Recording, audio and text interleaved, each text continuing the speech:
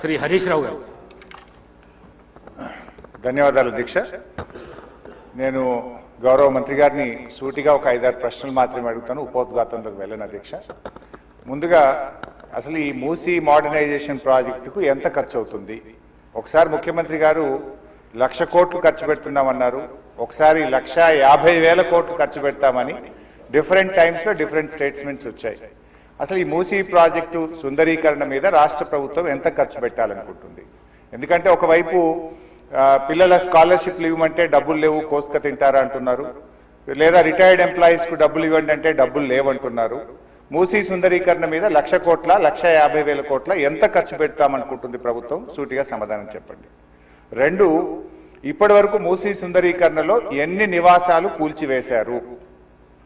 ఆ కూల్చివేసిన నివాసాలకు 2013 భూసేకరణ చట్టం కింద పాత ఇండ్లకు కంపెన్సేషన్ ఇచ్చారా, వేజ్ లాస్ ఇచ్చారా, లేదా సింపుల్ గా కేసీఆర్ గారు కట్టిన డబుల్ బెడ్రూమ్ ఇళ్లలో అసైన్మెంట్ చేసి పంపారా?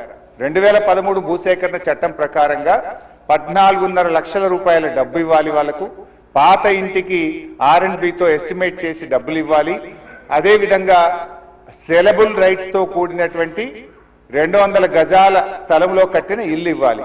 ఆ రకంగా ఇచ్చారా, ఇవ్వలేదా, ఇస్తే ఎప్పట్లోకి ఇస్తారు, ఎన్ని నివాసాలు కూల్చారు?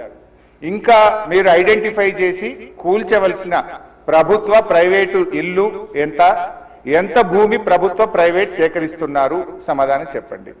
నంబర్ 3, గౌరవనీయులు మంత్రి గారు మాట్లాడుతూ ఆన్సర్ సిలో ఏమన్నారంటే హెచ్ఎండబ్ల్యూఎస్బి నీటిని హిమాయత్ సాగర్, ఉస్మాన్ సాగర్ లో పంపిణీ చేయడానికి చేపట్టింది, మూసీ నదిలోకి ఎప్పటికప్పుడు విడుదల చేయడానికి 2.5 టీఎంసీలు రిజర్వ్ చేయడం జరిగింది అన్నారు. అంటే స్వచ్ఛమైన గోదావరి జలాలను మూసీలో వదులుతామన్నారు, సంతోషం. మరి ఈ 2.5 టీఎంసీల గోదావరి జలాలు ఎక్కడి నుంచి తెస్తున్నారు? గత ప్రభుత్వం కాళేశ్వరంలో భాగంగా నిర్మించిన మల్లన్న సాగర్ నుంచి నీళ్లు మూసీకి తెస్తున్నారా, ఇంకెక్కడి నుంచి అంటే గాల్లో నుంచి తెస్తున్నారా? ఆ 2.5 టీఎంసీలు కాళేశ్వరం ప్రాజెక్టులోని మల్లన్న సాగర్ నుంచి వస్తున్నాయా, ఎక్కడి నుంచి వస్తున్నాయో సమాధానం చెప్పండి. తర్వాత అధ్యక్ష, ఈ మూసీ మీ నియోజకవర్గంలోని వికారాబాద్ నుంచి ఆ అనంతగిరి కొండల నుంచి స్టార్ట్ అవుతుంది. గత ప్రభుత్వం మూసీలోకి మురికి నీరు రాకుండా ఉండాలని దాదాపు 32 ఎస్టీపీలు కట్టాం. అందులో ఒకటి మన వికారాబాద్ దగ్గర కూడా ఒక ఎస్టీపీ కట్టాం. ఇవాళ ఆ ఎస్టీపీని మెయింటైన్ చేయక మోటార్లు బీకేసిండ్రు, గడ్డి పెరిగింది. ఆ ఎస్టీపీ ఫంక్షనల్ చేయక వికారాబాద్ మున్సిపాలిటీ మురికి నీరంతా ఈ రోజు మనం తాగుతున్న గండిపేట హిమాయత్ సాగర్ లోకి వస్తున్న విషయం ప్రభుత్వం దృష్టికి వచ్చిందా? ఆ ఎస్టీపీని ఎందుకు మెయింటైన్ చేయడం లేదు అని నేను అడుగుతా ఉన్నా. గత ప్రభుత్వ హయాంలో మేము మూసీలోకి మురికి నీరు రాకుండా ఉండాలని 32 ఎస్టీపీలు కట్టాం. మరొక 39 ఎస్టీపీలు కట్టడానికి కేంద్ర ప్రభుత్వానికి అమృత్ పథకం కింద మేము ప్రతిపాదనలు పంపాం. అవి మంజూరు వచ్చాయా, ప్రారంభించారా, ఏ దశలో ఉన్నాయో సమాధానం చెప్పండి. తర్వాత అధ్యక్ష, చివరి క్వశ్చన్, మరి మొన్న వరదలు వచ్చినప్పుడు మూసీ గేట్లు ఒకేసారి తెరిచి ఉద్దేశపూర్వకంగా ప్రజల ఇండ్లు మునిగిపోవాలి, రోడ్లు మునిగిపోవాలని ఈ ఉద్దేశపూర్వకంగా గేట్లు ఎత్తి ముంపు గురి చేసిన విషయం ప్రభుత్వం దృష్టికి వచ్చిందా? ఎందుకంటే పైన ఎంత వర్షం పడుతుంది, ఫ్లడ్ ఎంత ఉన్నదో చూసుకొని ముందే గేట్లు కొద్దిగా ఎత్తితే స్లోగా గ్రాడ్యువల్ గా ఫ్లడ్ బయటకు పోతుంది. కానీ గేట్లు ఆపిపెట్టి ప్రాజెక్టు మొత్తం నిండిన తర్వాత ఒకేసారి గేట్లు తెరవడం ద్వారా ఓఆర్ఆర్ యొక్క మరి పక్కనుండేటువంటి రోడ్లు కానీ, ఓఆర్ఆర్ యొక్క మన పక్కనుండే రోడ్లు, ఇండ్లు ముంపు ఉద్దేశపూర్వకంగా కావాలనే ప్రభుత్వ పెద్దల యొక్క ఆదేశాలతో ఈ గేట్లు ఎత్తి ముంపు గురి చేసిన విషయం ప్రభుత్వం దృష్టికి వచ్చిందా? ఎందుకు ఆ రకంగా గేట్లు ఎత్తారు? ఒకవేళ ప్రభుత్వానికి ఆ ఉద్దేశం లేకపోతే ఆ అధికారుల మీద ఏమైనా చర్యలు తీసుకున్నారా? సూటిగా సమాధానం చెప్పాలని చెప్పి నేను కోరుతా ఉన్నా అధ్యక్ష. చివరిగా నేను చెప్పేది, మీరు పేదవాళ్ళ ఇండ్లకి రాకండి. మూసీ సుందరీకరణ పేరిట పేదల ఇండ్లు కూలగొడితే బీఆర్ఎస్ పార్టీ సీరియస్ గా వ్యతిరేకిస్తుంది. అవసరమైతే బుల్డోజర్లకు అడ్డంగా పడుకోనైనా అడ్డుకుంటామని గతంలో చెప్పాం. ఖాళీ స్థలాలు ఉన్నాయి, మీరు ఖాళీ స్థలాల్లో దాన్ని డెవలప్ చేయండి. మూసీలోకి గోదావరి నీళ్లు తెండి, మురికి నీరు లేకుండా చూడండి. కానీ మూసీ పేరిట పేదల ఇండ్లు కూలిస్తే మాత్రం బీఆర్ఎస్ పార్టీ ఎంత మాత్రం ఒప్పుకోదని మీ ద్వారా ప్రభుత్వాన్ని తెలియజేస్తున్నాం. శ్రీ కె శంకరయ్య గారు. అధ్యక్ష ధన్యవాదాలు. మూసి పునర్జీవ ప్రాజెక్ట్ చేపట్టడం ఈ మహానగరానికి మంచి శుభసూచకం. ఇప్పుడే కానీ ఇటువంటి కార్యక్రమం చేపడతా ఉన్నప్పుడు కొన్ని అడ్డంకులు వస్తూ ఉంటాయి, కానీ ప్రజలు చాలా ఆనందంగా ఉన్నారు. ఈ మూసీ నదిని ఏదైతే ప్రభుత్వం ఆలోచన చేస్తూ ఉందో అది ముందుకు తీసుకుపోవాల్సిందే. దానికి పూర్తిగా ఈ ప్రజలు సహకరిస్తూ ఉన్నారు, కానీ కొందరు ఇబ్బంది పెడతా ఉన్నారు. అయినప్పటికీ ఈ ప్రాజెక్టు పూర్తి చేయాల్సిందిగా కోరుకుంటున్నాం.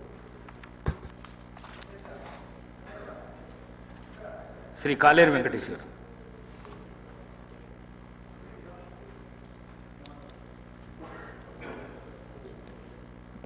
మొత్తము హైదరాబాద్ నగరంలో ఉండే కాన్స్టిట్యున్సీలలో అంబర్పేట కాన్స్టిట్యున్సీ మూసీ ప్రవాహక ప్రాంతంలో 5 కిలోమీటర్ల వరకు ఉంటుంది అధ్యక్ష.